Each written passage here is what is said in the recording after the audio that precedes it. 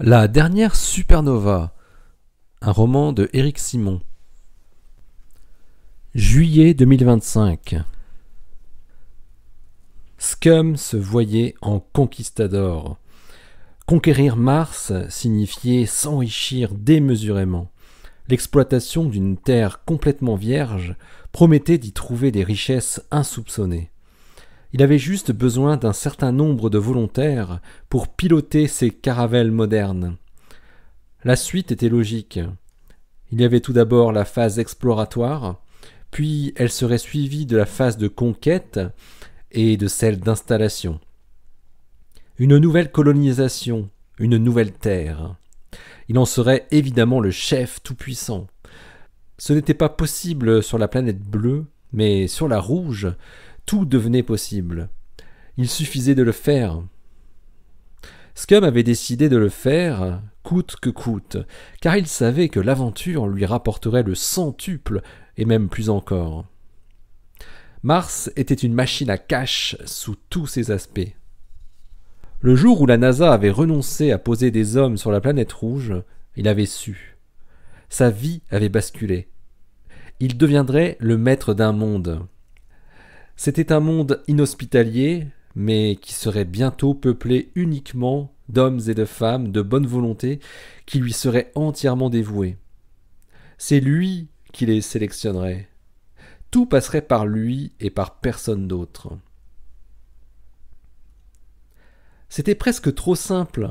On connaissait l'écart en temps entre l'arrivée du train d'onde gravitationnel et le début de la bouffée de neutrinos. 0,78125 microsecondes très exactement. Et on connaissait l'énergie moyenne des événements correspondants.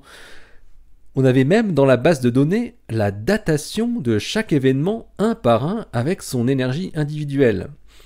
Les neutrinos qu'avait détecté IceCube 2 à partir de 16h27 ce jour-là avaient une énergie moyenne de 18,98 MeV. Ils étaient évidemment ultra-relativistes, et leur masse pouvait être totalement négligée dans la formule de propagation. À partir de l'impulsion, qui était déduite de l'énergie mesurée, Laura calculait leur vitesse, ou plutôt le rapport V sur C, vitesse relative à celle de la lumière dans le vide. La distance de la source commune des ondes gravitationnelles et des neutrinos pouvait alors être calculée facilement en multipliant la vitesse relative par l'écart temporel de détection entre les ondes gravitationnelles, qui elles voyageaient toujours à la vitesse maximale, et les neutrinos. Laura arborait un sourire qui faisait briller ses grands yeux verts. La jeune femme regardait son écran comme subjuguée par ce qu'elle voyait. Il n'y avait pourtant qu'une fenêtre ouverte sur un logiciel de maths. Laura contemplait le résultat de son analyse, qu'elle venait de répéter 3 fois de suite pour être bien sûre de ne pas avoir introduit de biais dans la sélection des événements qu'elle avait considérés pour l'évaluation de la vitesse, et donc de la distance. Laura se disait que c'était sans doute la première fois que l'on mesurait la masse d'une étoile, morte certes, grâce à la mesure de l'énergie des neutrinos. Bételgeuse se trouvait à 472 années-lumière de la Terre lorsqu'elle avait rendu l'âme. Laura avait vu juste.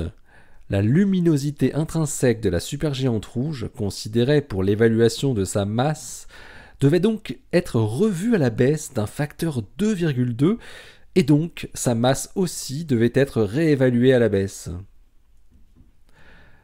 L'article de PRL venait tout juste d'être publié, il y avait eu assez peu de corrections et il avait été accepté avec sa conclusion telle qu'elle. Laura s'en voulait de ne pas avoir pensé plus tôt à faire ce calcul si simple, même sans estimer la masse de l'étoile à partir de la nouvelle valeur de luminosité.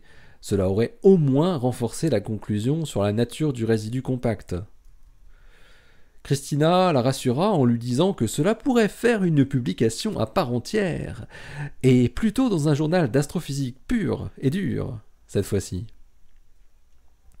Pour faire cette nouvelle estimation de la masse à partir de la nouvelle valeur de distance, donc de luminosité, Christina proposa à Laura de se rapprocher de spécialistes qui travaillaient sur les supergéantes rouges.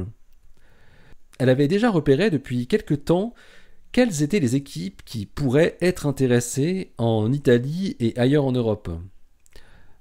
La réponse arriva seulement quelques jours plus tard sous la forme d'une note décrivant le calcul détaillé en considérant une distance de 472 années-lumière. Fabio Ginola et son doctorant avaient calculé que la masse totale de la supergéante devait être comprise entre 9,8 et 12,1 masses solaires. Il se trouve que Lars Lindart était à ce moment-là chercheur invité dans l'équipe de Ginola, et il avait accepté de recalculer la masse du cœur avec ces nouvelles contraintes et cette nouvelle masse d'enveloppe. Il trouvait une masse de cœur comprise entre 0,8 et 2,3 masses solaires, trop faible pour que l'effondrement mène à un trou noir. Ça fit pas. Comment ça fit pas? Rétorqua Christina qui semblait un peu irritée par ce que lui annonçait Laura. Ben non, ça fit pas. Que ce soit pour la courbe du nickel 56 ou celle du titane 44, ça fit pas. Mais alors, pas du tout. Mais tu as bien tout vérifié? Tes constantes de décroissance sont bonnes? Tous les autres paramètres? Bah oui, j'ai tout regardé. Ça fait depuis mardi que je suis là-dessus. Je comprends rien. C'est comme si c'était d'autres isotopes qui se désintégraient, mais pas ceux qu'on attend. Bah, c'est la meilleure celle-là, répondit Christina.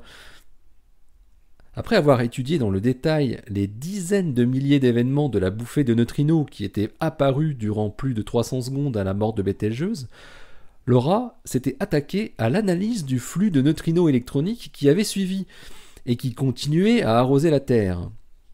Leur quantité était bien moindre que celle de la bouffée, mais eux allaient durer plus d'un an. Leur origine était très différente. Ces neutrinos retardés n'avaient pas été produits par le collapse lui-même, mais de façon secondaire. Ils étaient le résultat des décroissances radioactives de nombreux éléments radioactifs créés lors de l'explosion. Parmi les noyaux formés en très grande quantité, on retrouvait classiquement dans toutes les supernovas de type 2 du nickel 56, dont la demi-vie était d'un peu plus de 6 jours.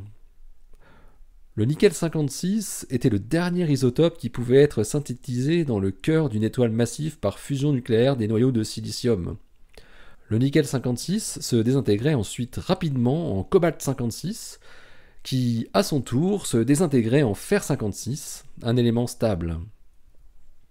Juste avant de s'effondrer, le cœur d'une étoile massive était ainsi constitué d'un mélange de ces trois isotopes avec le fer au centre, incapable de libérer de l'énergie de fusion pour contrecarrer la pression gravitationnelle.